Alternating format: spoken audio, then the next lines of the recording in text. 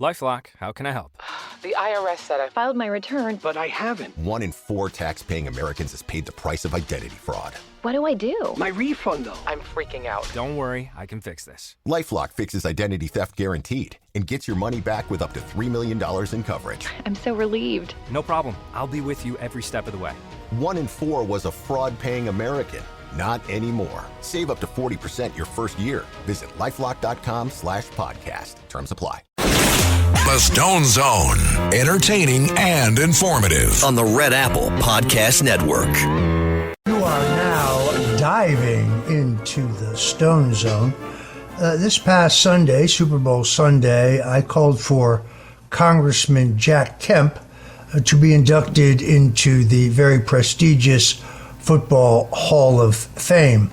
Not only did Jack Kemp as a politician have a profound effect on the trajectory of America, because it was his advocacy of growth side economics that were adopted by presidential candidate Ronald Reagan and ended up giving America unprecedented prosperity. But his football career was quite extraordinary. He was first drafted by the Detroit Lions in 1957. Early on, he kind of struggled to find stability, bouncing around, playing for the San Diego Chargers before ending up with the Buffalo Bills. Then leading the Bills to 2 consecutive AFL championships, he himself being recognized as the most valuable player. Kemp's heroics on display during that 1964 AFL championship when they faced against his former team, the Chargers. The Chargers, as I recall, were expected to rout the Bills with their head coach, Sid Gilman's revolutionary passing attack and their edge over experience. But the Bills proved surprisingly formidable. Kemp etched his way into the annals of football history by leading the Bills to a 27 win. The next year saw the AFL title rematch between the Chargers and the Bills. And once again, the margin of victory was even more lopsided. The Bills defeated the Chargers by a 23-0 margin, running the favored team out of the building. Kemp that year won the most valuable player for the championship game after receiving the most valuable player honors during the regular season. He shared that honor with all-time greats of the NFL like Terry Bradshaw, Joe Montana, Emmitt Smith, and Patrick Mahomes. So I think it is long past the time that Jack Kemp should be in the Football Hall of Fame. I first met Jack Kemp in 1972. I was working for the committee to re-elect the president. I was a surrogate scheduler, and I had been assigned Kemp as one of the active Nixon re-election surrogates. Kemp had worked as an intern in the office of Governor Ronald Reagan and was a favorite of Reagan. There would be a later controversy regarding that. But then he fell under the wing of Herb Klein, who was President Richard Nixon's campaign and administration communications advisor, and Kemp would ultimately seek a congressional seat in 1970 in a district, a blue-collar district, right outside of Buffalo. Kemp was an outspoken advocate for civil rights. He was one of the major sponsors of making Dr. Martin Luther King's birthday a holiday.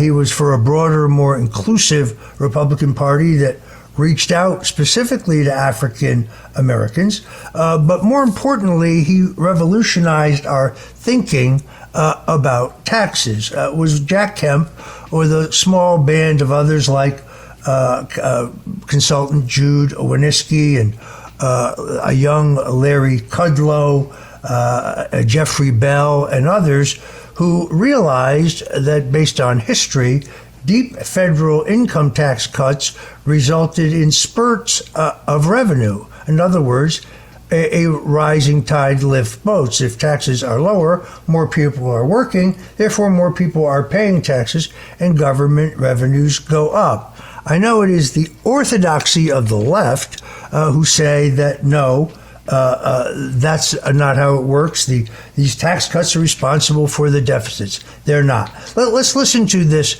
Jack Kemp presidential commercial, because Jack ran in 1988, and when we come back, we'll talk about why this great conservative did not catch fire as our nominee. In 1980, Jack Kemp proposed a 30% tax cut. Bob Dole opposed it, and George Bush called it voodoo economics. But Kemp kept fighting. And in 1981, President Reagan signed the Kemp-Roth tax cut into law. The very next year, Bush and Dole supported the largest tax increase in U.S. history, and now they've raised taxes again. As president, you can count on Jack Kemp to say no to higher taxes. Jack Kemp. If he wins, we all win. So Kemp was endorsed Reagan early. I think helped sell him on the positive, upbeat message of economic growth and moving the Republican Party away from being the party of austerity and cutting. And I think he revitalized the party. It's very interesting that Donald Trump has adapted the same growth economics. You can see that in the big, beautiful bill, and you can see it in his anti-regulatory policies. Many people thought that Jack Kemp, upstate congressman who had worked so hard to elect Reagan, would have been the ideal vice presidential candidate for Reagan. And in fact, interestingly enough, after Reagan had been nominated, at the convention, I was working as a regional political director for the Northeast, handling New York, New Jersey, and Connecticut. And all of the directors and sub-directors, about 27 people, top political staff, were called to a session in which Governor Reagan came in and thanked us for our hard work since he had been nominated the night before. And when he came in, Andy Carter, who had been with Reagan all the way back to Reagan's nascent 1968 kind of furtive effort, in which many people don't realize that he showed up at the 1968 convention in Miami Beach as a favorite son candidate, but then on the urging of some, he became a full-fledged candidate, could not break into Nixon's firewall in the South and stall Nixon's comeback nomination on the first ballot. But Carter had a relationship such that he said, Ron, I would never think to call the governor Ron, we like to talk about the vice presidency. And Mike Deaver, who was kind of the body man and deputy chief of staff and handler for Reagan, said, no, we're not here for Q&A. But Reagan said, wait a minute, Mike, I'd like to hear what these fellas have to say. So everybody was seated, and Governor Reagan listened, and we went around the room, and each person said who they thought should be the vice presidential nominee and why. What's interesting is that the majority of those present said that Jack Kemp should be the nominee, that he was the natural heir to the California-based, upbeat, optimistic, pro-growth agenda that Reagan had embraced. Others thought that Paul Laxalt, who was the chairman of Reagan's 1976 and his 1980 campaign, a very solid guy, had been both governor of Nevada. At the same time, Reagan was governor of California. They became quite close, and then later was elected to the U.S. Senate. I loved Laxalt. He was a truly great man, a hardcore conservative, but the geography in those days mattered more. And I thought having Nevada and California, two Westerners, made less sense. Trump from upstate New York was both a good geographic balance. But I think his chances were destroyed when the Bush people passed a rumor that was completely false. During Reagan's governorship, there had been a scandal in which several members of his staff were accused of having a homosexual relationship which in the 1960s was extraordinarily coincidental. Trump has no involvement with these events, which were chronicled by Lynn Nofziger and others, but it was always a smear. It was Jack has issues. Jack had no issues. He was happily married to Joanne Trump, but I think the Bush people peddled this. It bubbled up in some Evans and Novak columns as a way to knock them down, but that's political poison. Jack Kemp was always more interested in the ideas than he was in promoting himself. There was a selflessness for him. He traveled 256 days a year, speaking for the party, speaking for candidates, but always preaching an optimistic, positive, upbeat message of economic growth and fighting those in the party who felt that austerity was the way to go. It is really time to put him in the particularly post Super Bowl in the Football Hall of Fame. Meanwhile, Donald Trump continues to just sue these multi-billion-dollar fake news outfits with defamation lawsuits. His latest one against the vile British Broadcasting Corporation is officially headed to trial, marking a major legal showdown between the former commander-in-chief and the fake news. The BBC had moved to dismiss the case, and the courts refused to do so. I made the mistake when I was speaking to the Oxford Union to doing a show on BBC in which some hack accused me of a Russian collusion, getting his information evidently from the Huffington Post. Anything who knows about me and the course that I've been on, the government never produced any evidence whatsoever of Russian collusion or WikiLeaks collaboration against me. They framed me up in some process crimes, but this was a total smackdown. You can probably still find it on YouTube. It was one of their livelier personalities. I had to put him down quite hard in his line of accusations based on nothing. The BBC is kind of like the CNN of Britain. And as I've said, I don't get my news from the toilet for the same reason I don't, get my news from CNN, or perhaps it's the other way around. In any event, it's interesting when you look at the numbers, CNN, MSNBC, even News Nation, their numbers are down as more and more people go directly to the internet for their news. And cable appears to me to going the way of broadcast television. ABC, NBC, CBS used to dominate communications in the country until the advent of cable. Cable changed all of that, diminished the strength of the broadcast outlets, unless, of course, they're being seen online. More people now, thanks to Elon Musk, who's done more for the First Amendment and free speech than anyone other than the Founding Fathers, more and more people get their unfiltered information on the internet. Even on the internet, you have to be careful of fake news. Donald Trump is suing BBC because they manipulated videos of Trump's speech to try to give it a negative cast pertaining to January 6th. I have a feeling that BBC will be writing a very, very large check to Donald J. Trump shortly. I'm Roger Stone. You're listening to Stone Zone, and we'll be right back. The Stone Zone, entertaining and informative. On the Red Apple Podcast Network. Earlier on, we were talking about my good friend, Jack Kemp. He, of course, was an American politician, former professional football quarterback, and one of the most influential champions of free market economics and modern conservative politics. He was born in L.A., first made his name not in politics, but on the football field, as I say, played quarterback for the Buffalo Bills of the American Football League. As I said earlier, led them to 2 championships, was the most valuable player 2 years in a row. But it was after he retired from football that he transitioned to public service, was elected, as I say, in 1970 when Jim Buckley was sweeping a U.S. Senate seat in upstate New York, a district outside of Buffalo. where he became a leading voice for what would later be known as supply-side economics. In other words, advocating tax cuts, economic growth, and opportunity-based policies.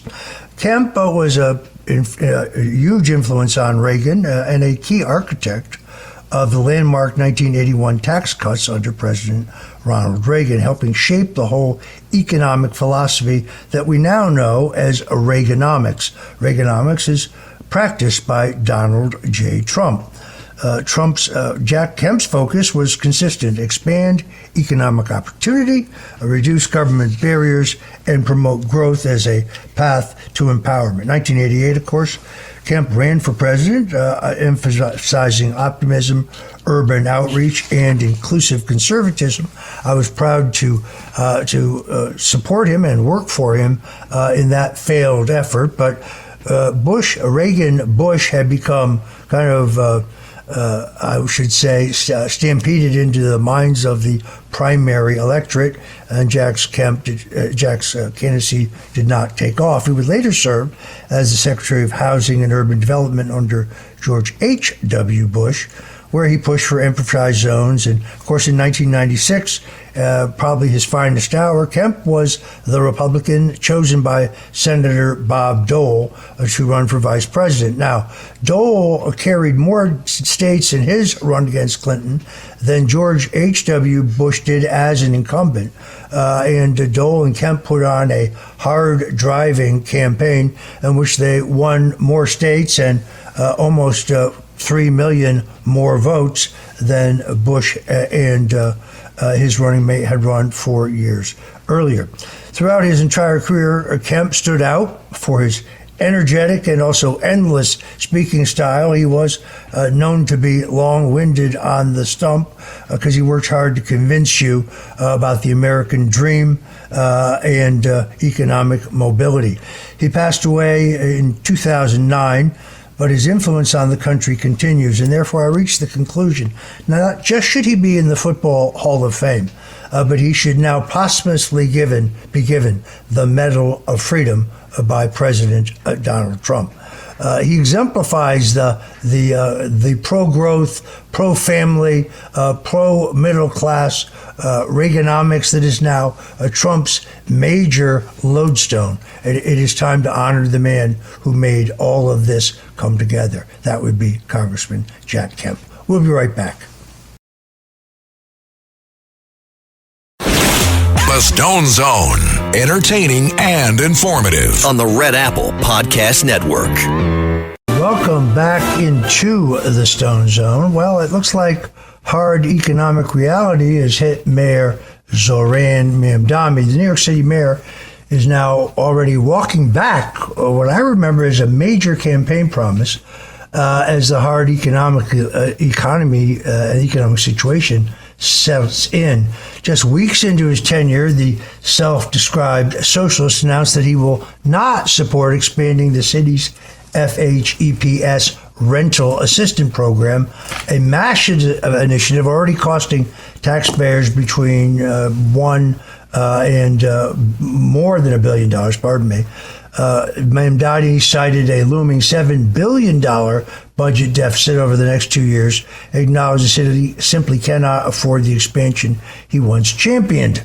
His supporters are going to begin to understanding that he is not a deity and he will not be able to deliver on free this and free that. During the campaign, Mamdani vowed to ensure the program grew as scheduled and per city law. Now, however, his administration is negotiating with progressive activists to settle a lawsuit that sought to force that very expansion in a betrayal to the socialist principles he embodied on the campaign trail. City Hall insists it is simply trying to balance homelessness prevention with a responsible and sustainable budget. But Mamdani's betrayal of his base on this issue is already creating fiction on the left as his jilted comrades are unhappy. He will find that when you get fanatics like these, they are never satisfied with 90 or 80%. His Democrat social allies, including Councilwoman Tiffany Cabon, argue the most costly program would ultimately save money and improve public safety, which of course is utter nonsense. But this is the kind of drivel that socialists who get elected to public office actually believe. The program, the city FHEPS, which was modeled after the old Section 8 program, requires tenants to pay roughly 30% of rent, while taxpayers cover the remainder. About 65,000 currently rely on these vouchers. But meanwhile, Mamdani has faced separate criticism for failing to clear homeless encampments during a deadly cold snap that claimed nearly 24 lives, I think, as I read that. This is just the beginning of Mamdani's dismal run, in my opinion. He's going to have to pull the plug on many of his unrealistic socialist ideas, and he's going to get hell from his base. But the most outrageous is his grab for your private property rights, pushing an initiative in which a property owner in New York City who wishes to sell their property, either residential or commercial, must first offer it to the state. Only after the state declines to buy it can you put it on the open market, and then when on the open market, if you get a bid on it, you must have to go back to the city government for essentially a second look. City council member Frank Morano excoriated this outrageous plan, which violates your rights to private property under the U.S. Constitution. But it's just an example of the kind of radical agenda that I think Mamdani is still committed to. He's going to have to work within the system. It was interesting to me that during the primary, he was endorsed by the governor, and that he, at that time, refused to say whether he would support Kathy Hochul. Kathy Hochul, I must tell you, looking at polling, is one of the most unpopular governors in the country. She, I think, would be vulnerable in the Democrat primary to the right Democrat. I'm not sure that candidate exists. I don't think it's the current lieutenant governor. People forget that Kathy Hochul was left to New York by Governor Andrew Cuomo. Governor Andrew Cuomo chose her for lieutenant governor, a surprise choice, because he was thought to be preparing to choose Buffalo Mayor Byron Brown for the lieutenant governor's office. Instead, took Hochul. Then when the progressive left finally drove Andrew Cuomo out of office over these Me Too allegations, threatening to impeach him if he did not resign, he resigned. But it's very clear that Mamdani has now fallen in line. So the corporate left wing, that's Hochul, and the progressive wing must recognize that they deserve each other. Hochul's endorsement of Mamdani was not for him, it was for her. Mamdani's withdrawal of it showed his power, but now he is supporting Hochul. Hochul will be an extraordinarily weak general election candidate. It remains to be seen whether the frontrunner for the Republican nomination, Nassau County Executive Bruce Blakeman, who has piled up very, very impressive numbers on Long Island, which is one of the keys to being competitive against Hochul, can mount a race that could take down the governor. Also remains to be seen of whether she yet faces any significant opposition in the Democrat primary. I believe that she would be, for example, particularly vulnerable to a Hispanic woman candidate, but I'm not sure that that woman candidate exists. Both of these races, the Mamdani governorship and Kathy Hochul's re-election campaign vis-a-vis Blakeman will be interesting to watch.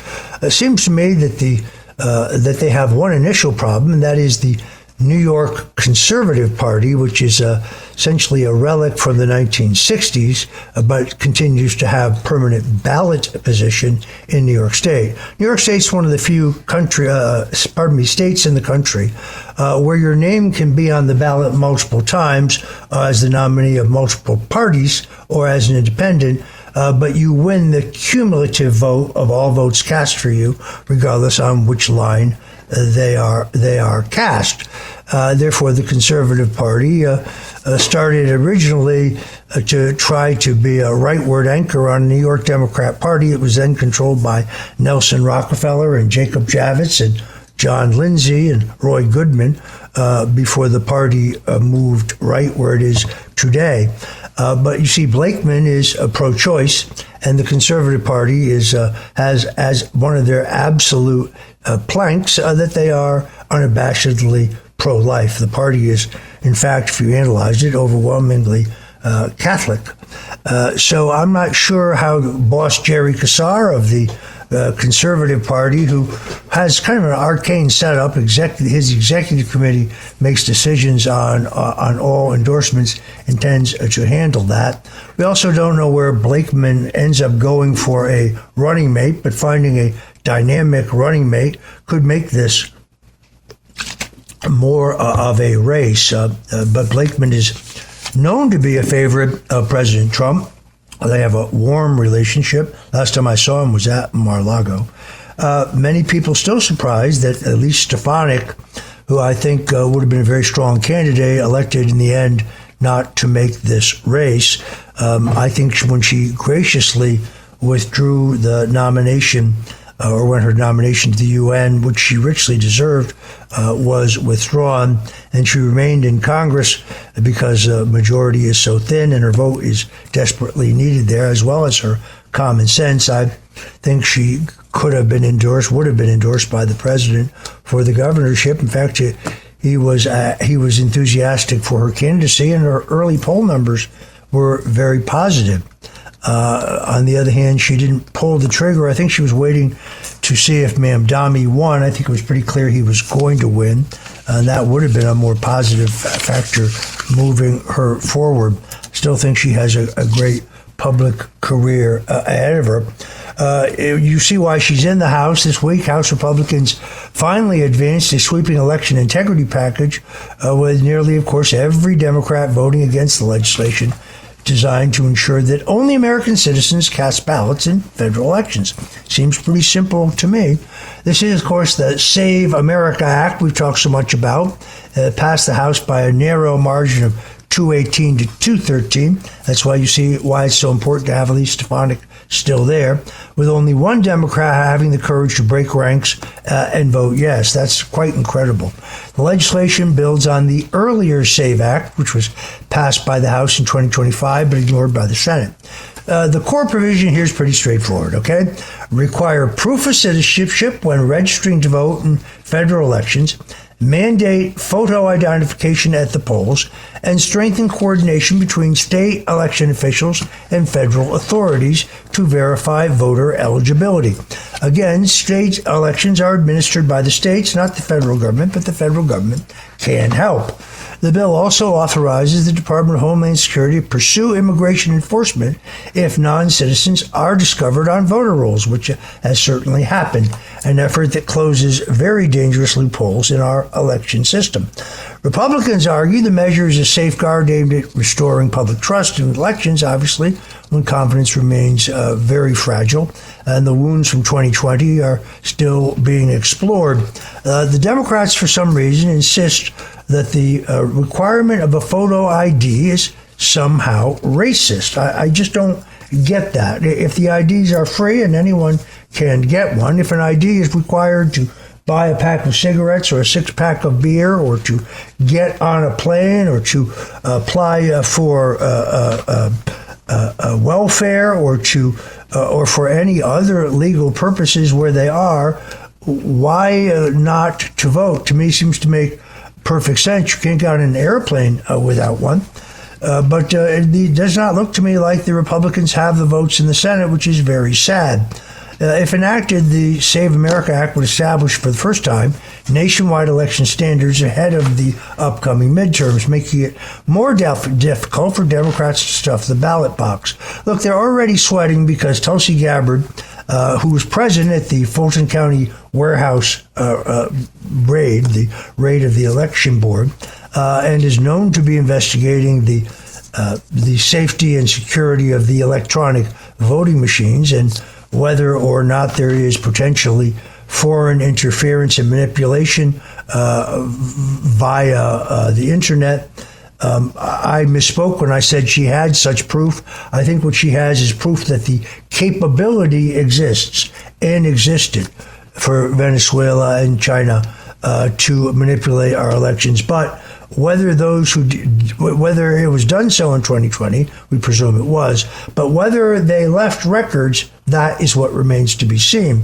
If you were involved in one of the greatest heists in world history, would you leave a full record of your crimes? So I overspoke and I corrected that. I think I said it on a great interview with my good friend Eric Metaxa, who I realized a little too late that I should have included in my 17th annual International Men's Best and Worst Dressed list.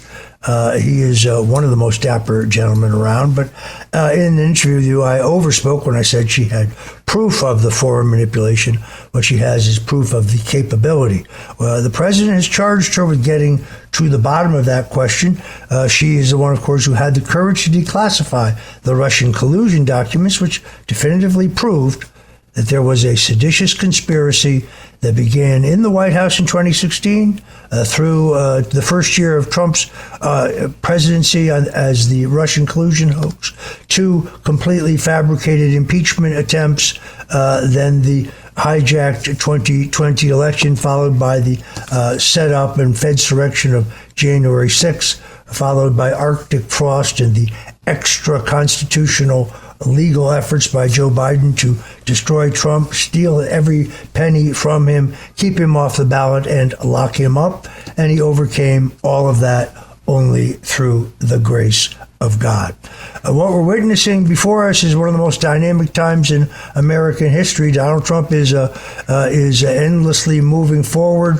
Those who question his fitness or his health don't know him. He continues to work very long hours for the American people. I'm Roger Stone. You're listening to the Stone Zone right here on the Red Apple Audio Networks, and we'll be right back. The Stone Zone, entertaining and informative. On the Red Apple Podcast Network. I appreciate those warm words from Vice President J.D. Vance. I said this on the Alex Jones show the other day. I say it yet again. I don't concede the Republicans will lose the 2026 election. I don't concede that they will lose the House. I don't concede that they could lose the Senate. Those who say that are people who don't understand the volatility of American politics in the age of mass communications. Things have the capacity to change very quickly, and trends are temporary. I think the backdrop for the elections is very sound because we have the greatest tax cuts in American history. We have tax cuts, done away with the tax on tips. 88% of those who are receiving Social Security benefits will no longer pay taxes on them, thanks to the big, beautiful bill. You have extraordinary deregulation in many sectors. And once we get a non-politically based interest rate cut, I think the housing market, which is already incredibly low. Yesterday, I saw online somebody got a mortgage at 5%. So under FHFA Director Bill Pulte and President Donald Trump, even today, without the rate cut that we deserve based on the unemployment rate and the inflation rate, the housing market is strong, and the mortgage market's hitting all-time lows. Still, with gas prices down, housing has moved into the second position in terms of people's greatest economic anxiety, first being and continuing to being grocery prices. Big win for both the United States and Argentina on Friday when the final steps of a $14 billion deal to buy Argentine beef and bring it to the United States. America is facing a beef crisis due to the radical environmental policies of Joe Biden. The U.S. herds are down from a robust 62 million under Trump's first term down to about 26 million. There literally is no more beef in the United States. We used to buy our beef, additionally, quality beef from Mexico, but because of a screwworm epidemic there in the southern and central parts of Mexico, they are not a safe source. Brooke Rollins has done a good job of protecting our livestock here and our standards here in that regard. But this deal makes sense. It means you're going to have cheaper hamburger on the shelves very shortly, and it's going to bring the overall price of beef down. I understand the cattlemen, U.S. cattlemen, are unhappy, but the president has done the right thing. Not only does he help prop up an important ally, Javier Milei of Argentina, but he also gets cheaper beef, high-quality beef on the supermarket counters before the 2026 elections. So this was a big win for both countries, and it also shows that Donald Trump still completely and totally understands the art of the deal. Those who want to concede 2026 are fools. The backdrop is there to win. If we aggressively tell people what our record is, where we have been, where we are going. Record low inflation, record low unemployment, peace in a number of fronts around the world. Low food prices, low gas prices. That's a big one right there. An expanding and more affordable and available housing. The Democrats have nothing other than their hatred of Donald Trump to run on. Where's their positive program for job creation or their positive program to deal with violent crime? So I'm optimistic about 2026. It is way too early to throw in the towel. It will be crucial for America First type Republicans to win in Republican primaries because they are, generally speaking, stronger general election candidates. We're going to be covering that here in the Stone Zone. Thanks for joining us today in the Zone. I'm your host, Roger Stone. You're listening on the Red Apple Audio Networks. And until tomorrow, God bless you and Godspeed. Thanks for listening to The Stone Zone with Roger Stone. You can hear The Stone Zone with Roger Stone weeknights at 8 on 77 WABC. If you like the podcast, share it with your friends and listen anytime at WABCRadio.com and download the WABC Radio app. Hit that subscribe button on all major podcast platforms. Plus, follow WABC on social on Instagram, TikTok, Facebook, and X. See you next time for a new episode so you never have to wonder. What the heck is going on here?